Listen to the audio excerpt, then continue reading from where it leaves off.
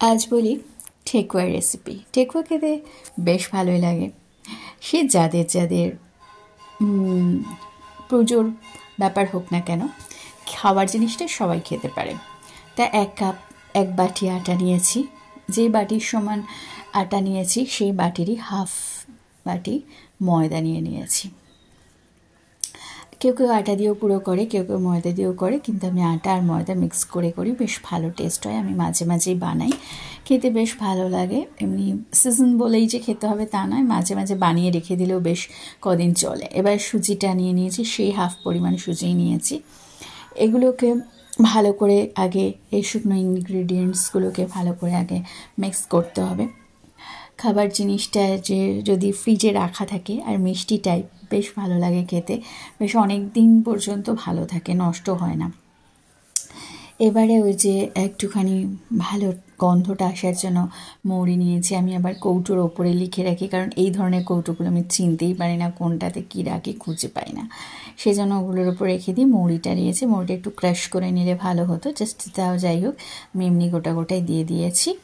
তা মৌরিটা দিয়েছি, এতে একটা বেশ স্মেলটা ভালো আসবে, খেতে বেশ ভালো লাগে। মৌরিটা মাঝে মাঝে মুখের মধ্যে পড়বে। এবার এগুলো হাতা দিয়ে ভালো করে এগুলোকে মিশিয়ে নিয়েছি। হাতটা প্রথমে দিইনি আর কি, তারপরে ভালো করে মিক্স করার পরে বেশ করে ভালো পরিমাণে ঘি দিতে হবে, কিন্তু ভালো পরিমাণ ঘি আমি দিইনি, আমি অল্প পরিমাণ ঘি দিয়েছি। কারণ যেহেতু আমি খাবো বা আমার ফ্যামিলি খাবে, তাদের সবারই নানান রকম রোগের মধ্যে পড়ে থাকে। তা কলাটা ছাড়িয়েছিলাম, বাট কলাটা আবার তুলে রাখতে হয়েছে, কারণ কলাটা আগে দিলে মাখা যেত না। ঘিটা দিয়ে আগে ভালো করে ময়ামটা দিয়ে নিতে হবে।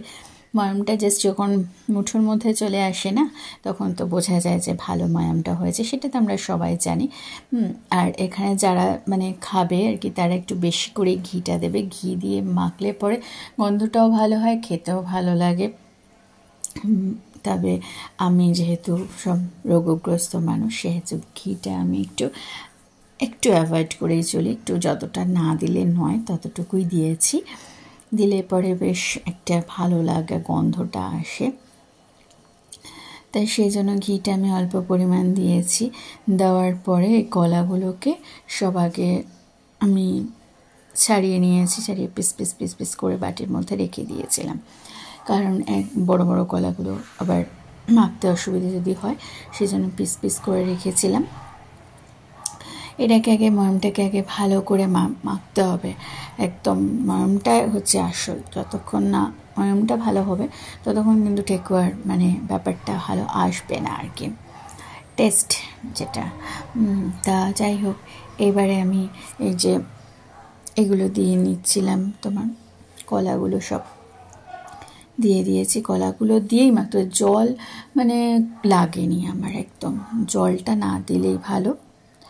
আর ওই কলাটা দিয়ে বেশ করে ভালো করে মাখতে হবে।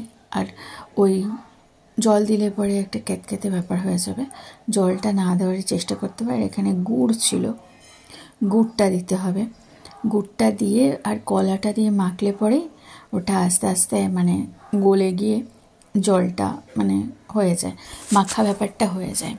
তা ভালো করে এটাকে আগে মাখতে হবে, বেশ শক্ত ডো বানাতে হবে আর কি। শক্ত করে মাখার পরে বেশ কিছুক্ষণ আমি আবার রেখে দিয়েছিলাম। হাতটা ধুয়ে অন্য কাজ সেরে নিয়েছি, ওটা জাস্ট একটুখানি রাখার রেস্টে রেখেছিলাম যাতে ভালো হয়। তা সেই জন্য ওটাকে মেখে ভালো করে রেখে দিয়েছি। এবার ওটাকে নিয়েছি, গোল গোল গোল গোল করে শেপ দিচ্ছিলাম। শেপ দেওয়ার সময় আমার প্রথমে মনে ছিল না হাতে একটু ঘি মাখিয়ে নিলে কী হয়, ওটা মানে হাত থেকে ছেড়ে আসে ভালো করে। প্রথম দিকে ঘিটা লাগানো হয়নি প্রথমটাতে, তাই জন্য ছাড়তে চাইছিল না হাত থেকে ভালো করে। আর এই চামচ দিয়েও শেপ করা যায় বা কাঁটা চামচ দিয়েও প্রেস করে করে করে শেপ করা যায়। কাঁটা চামচটা আমি সেই মুহূর্তে পাচ্ছিলাম না খুঁজে আর কি, ইউজ করি না যেহেতু, কোথায় রেখে দিয়েছে আর পাইনি। তা এই হাতের মধ্যে চাপ দিয়ে প্রেস করে নানা রকম শেপ করে কাঁটা চামচ দিয়ে শেপ করবে। আর যদি যাদের ছাঁচ থাকে তাদের তো আলাদা কথা, আমার ছাঁচ নেই, সুতরাং আমি ওই কাঁটা চামচ দিয়ে আর ওই এমনি চামচ দিয়ে ওগুলোকে সুন্দর করে শেপটা দিতে চেষ্টা করেছি।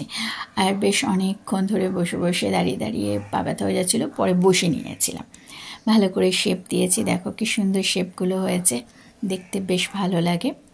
এবার একে একে করে সব কটা ঠেকুয়া বানিয়ে নিয়েছি। বানিয়ে নেওয়ার পর দেখো প্রত্যেকটাই শেপ দিয়েছি নানা রকম, অনেকক্ষণ ধরে বসে বসে শেপগুলো বানিয়েছি। এইবার চলে এসেছি শাড়ি টাড়ি ছেড়ে, এবারে ভালো করে ভাজতে চলে এসেছি। সাদা তেল নিয়েছি, গরম করেছি, আর ওই চিনিটা কি করেছি লাস্টে থালার মধ্যে নিয়ে নিয়েছি। এবারে ওই ঠেকুয়াগুলোকে চিনির মধ্যে প্রেস করেছি, তাহলে ওপরে চিনির দানাগুলো লেগে গেছে। চিনিটা যদি আমি মাখার সময় নিয়ে নিতাম তাহলে চিনিটা মেল্ট হয়ে যেত, বাট যদি আমি ওপরে ছড়িয়ে দিই না তাহলে পরে চিনিটা দানাগুলো ভালো থাকে আর কি, বেশ চিনির দানাগুলো দেখা যায়। ওরকম বড় দানার চিনিটা লাস্টে প্রেস করে নিতে হবে প্রত্যেকটা এপিট ওপিট করে, তাহলে চিনিটা ওটার গায়ের মধ্যে লেগে যাবে। বা অ্যাট এ টাইম লাস্টেও তোমার মানে মেখে নেওয়া যায়, কিন্তু আমি লাস্টে মাখিনি, চিনিগুলোকে ওভাবে ছড়িয়ে দিয়েছি, দিয়ে ভেজে নিয়েছি বেশ করে ভালো ডুবো তেলে অনেকগুলো করে করে নিয়ে ভেজেছি। ভেজে এবার রেখে দেবো ফ্রিজে বেশ 2-3 দিন, আমার 2-3 দিন 4 দিন 5 দিন অনেক দিন, মানে 7-8 দিন তো চলে যাবেই, বেশ খেতে ভালো লাগে। আর এগুলো তোমরা ভেজে দেখবে, করে দেখবে, বেশ টেস্টি লাগে। মানে এটা একদিনেই খাওয়ার মতন জিনিস নয়, বেশ একদিন করে রেখে দিলে অনেক দিন খাওয়া যায়। আর বাড়িতে বাচ্চারা থাকলে পরে তো খুবই ভালো, যে কোনো সময় ফ্রিজ খুলবে আর একটা করে বার করবে খাবে। আমাদের বাড়িতেও সেটাই হয়ে থাকে, বিশেষ করে আমি ফ্রিজ খুলে খাওয়ার মধ্যে আমি একমাত্র লোক আর কি বাড়ির মধ্যে।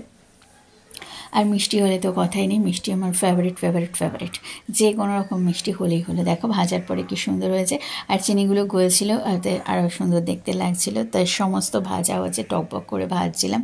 ভাজার পরে দেখো ভাজা কমপ্লিট। তো আপাতত বাই।